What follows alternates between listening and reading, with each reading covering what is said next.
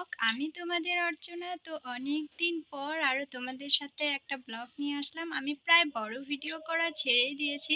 ভাবলাম আজকে একটু তোমাদের সাথে আমার মনের কথাগুলো শেয়ার করি। আসলে আমার বিবাহিত জীবন কেমন চলছে আর বিয়ের পর আমি ঠিক কতটা হ্যাপি আছি নাই, আমি সব কিছু তোমাদের সাথে শেয়ার করতে চলেছি। তো ভিডিওটা লাস্ট অবধি দেখতে A থাকো। few minutes later. সবার প্রথমে এটা দেখাই যে আজকে আমি একটা সুন্দর শাড়ি পরেছি, আর সবাই কমেন্ট করে বলো কেমন লাগছে আর কিভাবে পরেছি সেটা একটু তোমাদেরকে দেখিয়ে দিই গাইস। আমি শাড়িটাকে লেহেঙ্গা স্টাইলে পরেছি, হয়েছে কিনা জানি না, তোমরাই কমেন্ট করে বলো তো শাড়িটা কি সেইভাবে পরা হয়েছে লেহেঙ্গা স্টাইলের মতো, তোমরাই কমেন্ট করে জানিও। আর এই শাড়িটা আবার বিয়ের সময় আমার মাকে দেওয়া হয়েছিল। ওই যে বিয়ের সময় নাকি মাকে শাড়ি দিতে লাগে, তো এটাই সেই শাড়ি যেটা আমার শ্বশুরবাড়ির থেকে আমার মাকে দিয়েছিল। তো শাড়িটা তোমাদের কেমন লাগছে আর আমাকে পরে কেমন লাগছে অবশ্যই কমেন্ট করে জানিও।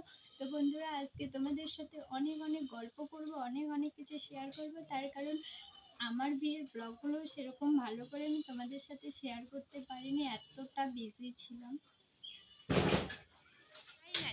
ফাইনালি দিন গুনতে গুনতে গুনতে গুনতে আমিও আমার বাবার সেই ছোট্ট রাজপ্রাসাদটাতে চলে আসছি, যে রাজপ্রাসাদের রাজকন্যা, ছোট্ট রাজকন্যা।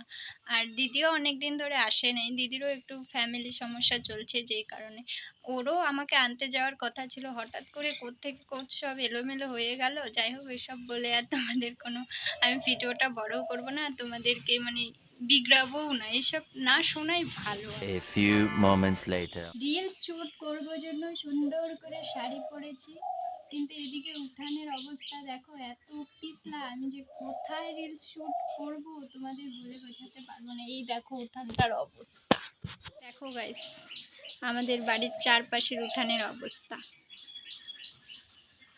আর বাইরেটা তো আর বলাই যাবে না, এত কাদা। 1 hour later. মানে শর্ট ব্লগ, শর্ট ভিডিওগুলো যে করি সেগুলোতেই কমেন্ট করে বলছে, দিদি তুমি তো আগে লং ভিডিও করতে, এখন কেন শর্ট ভিডিও করো। আসলে আমার সময় আর এডিটিংয়ের খুব প্রবলেমের কারণে আমি বড় ভিডিও পোস্ট করতে পারছি না, যেহেতু শ্বশুরবাড়িতে সব কিছু কাজ গোছগাছ করে আমাকে ভিডিও করতে হয়। আর আসলে আমি ভিডিওটা করি রাত সেই 11:30-12টা, যেটা ড্রাইভে রাখে আমি সেই ভিডিওগুলো পোস্ট করি। তোমরা দেখতেই পাচ্ছ আমি যে শর্টগুলো এখন করি ওগুলো সব অন্ধকার অন্ধকার, কারণ বাইরে গিয়ে ভিডিও করার ক্ষমতাও থাকে না, আর সেটা পাইনি। যদি পাই অবশ্যই বাইরে ভিডিও দেওয়ার চেষ্টা করবো, আর তোমরা আমাকে সাপোর্ট করো, এইটুকুই আমি বলবো। এখানে এন্ড করলাম। যদি ভালো লেগে থাকে অবশ্যই like comment share and subscribe করে দিও। বাই।